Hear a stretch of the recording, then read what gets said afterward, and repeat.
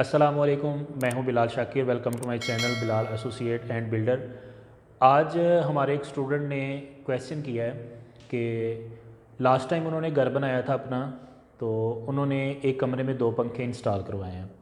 Issue ये चल रहा है कि उनकी हवा नहीं आ रही लेकिन आवाज़ उनकी काफ़ी ज़्यादा है। तो अब क्योंकि गर्मियाँ आ रही हैं तो उसने ये क्वेश्चन किया है कि सर, गर्मियाँ आने से पहले पहले इस मसले को हम सॉल्व करें कि ये कंस्ट्रक्शन का फ़ॉल्ट है कि कोई इलेक्ट्रिशियन का या पंखे का फ़ॉल्ट हो सकता है। तो इसके बारे में हमें ज़रा गाइड करें। तो मैं आपको बताता चलूँ कि अगर आपका कमरा जो है अगर आप डिज़ाइन कर रहे हैं इसमें ऑटोकैड के अंदर कमरे को, तो उसमें जो आपने पंखा लगाना है, अगर कमरा फ़र्ज़ करें 12x12 का छोटा कमरा है, तो उसमें एक पंखा लगा लें, वो पूरे कमरे को कवर करेगा। अगर कमरे का साइज़ जो है वो ज़्यादा है, जिस तरह ये क्लासरूम है, मैं इधर ये वीडियो रिकॉर्ड कर रहा हूँ, तो इस कमरे का जो साइज़ है वो तकरीबन 22 फुट के करीब है। तो इसमें एक पंखा जो है वो पूरे कमरे को कवर नहीं करेगा।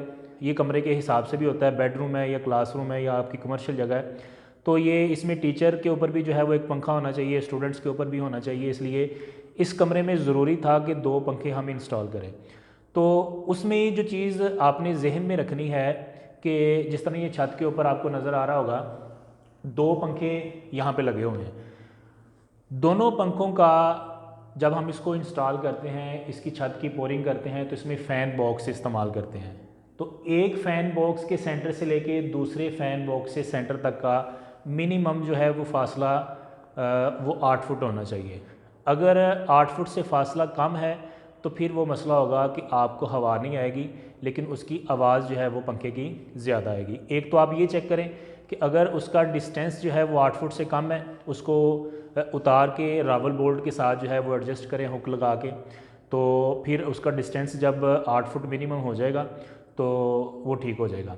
और ये बात जहन में रखनी है कि जब आप नक्शा डिज़ाइन कर रहे हैं, अगर उनका किसी भी कमरे में मिनिमम डिस्टेंस जो है वो 8 फुट से कम आ रहा है, तो फिर आपने 2 पंखे वहाँ पे इंस्टॉल नहीं करवाने। वहाँ पे सिर्फ एक पंखा आप जो है वो यूज़ करें। उससे फ़ायदा यही होगा कि आपकी हवा भी प्रॉपर आएगी और उसकी आवाज़ भी जो है वो कम होगी। एक तो ये चेक कर लें आप। दूसरे नंबर पे ये चेक करें कि जब आप सीलिंग करवा लेते हैं या आपके पास मुकम्मल जिस तरह आपने छत प्लस्तर करवानी है या नहीं करवानी, जिस तरह ये क्लासरूम की छत है, ये प्लस्तर नहीं हुई, आपको नज़र आ रहा होगा वीडियो के अंदर कि 2 कैप जो है वो हम इस्तेमाल करते हैं पंखे के ऊपर। एक छत के साथ लग जाता है या सीलिंग के साथ लग जाता है और एक जो है वो पंखे के ऊपर होता है। तो जब आपने सीलिंग जिस जगह पे करवाई है या छत का जो लेवल है वहाँ से 1 फुट का जो है वो रॉड आपने इस्तेमाल करना है। मिनिमम 1 फुट का रॉड, 1 फुट का रॉड इस्तेमाल करेंगे, उसके ऊपर भी कैप लग जाएगा। और पंखे के साथ जो है वो भी एक कैप होता है, वो उसके साथ नक्का होता है जो रॉड के साथ एडजस्ट होता है। वो तकरीबन 4 या 5 इंच का होता है। और 4 इंच फ़र्ज़ करें यही लगा लें और 1 फुट का रॉड लगा लें, तकरीबन 16 इंच, 1.5 फुट जो है वो हमारा मिनिमम जो है वो डिस्टेंस अगर छत से नीचे पंखे तक का होगा तो वो उसमें ये इशू नहीं होगा कि जो इशू आपका आ रहा है कि इसमें हवा जो है वो नहीं आ रही और आवाज़ जो है वो ज़्यादा आ रही है। ये 2 इश्यूज़ जो हैं वो आपने जहन में रखने हैं। ये दोनों चेक करो। अगर इसके बावजूद भी कोई मसला आ रहा है तो फिर उसके ये हो सकता है कि उसके पर टेढ़े हैं, उसको किसी इलेक्ट्रिशियन को चेक करवा सकते हैं या किसी कारीगर को चेक करवा लें।